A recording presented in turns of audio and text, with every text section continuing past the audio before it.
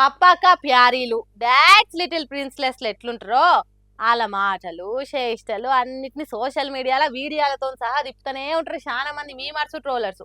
నిజంగానే కొందరు బుజ్జిలు గట్లనే ఉంటారా లేకుంటే కావాలని ఇంట్లో అయ్యే వాళ్ళ గారాబం వల్ల గట్ల తయారవుతారో తెలియదు కానీ సోషల్ మీడియంకు ఎక్కడ లేని కామెడీ స్టఫ్లు ఇస్తుంటారు కొందరు దూతలు. అందులో ఇంకా లేడీస్ స్కూటీ నడిపే స్టైలు, పార్కింగ్ విధానము అవన్నీ వేరే. పడితే ఆళ్ళన్న కింద పడతారు లేకుంటే అవతలన్న కింద పడేస్తారు ఈ మహారాణులు. ఇగో ఈ మహాతల్లి కూడా ఆ సామ్రాజ్యానికి చెందిందే కావచ్చు.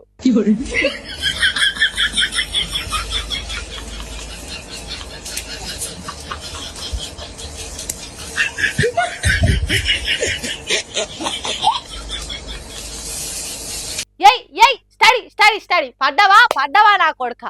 1 2 3 4 5 అబ్బరా కొడుక లైన్లు ఉన్న బండ్లన్నీ ఒకదానికి ఒక టప్ప టప్ప కింద పడే. నువ్వు నెత్తెందుకు పట్టుకుంటున్నావు అక్క? నీ తప్పుగానే కాదు. అసలు నీ తప్పు ఎందుకు అవుతుంది చెప్పు? నువ్వు పార్కింగ్ చేసే జాగల బండ్లు పెట్టుడు వాళ్ళ తప్పు.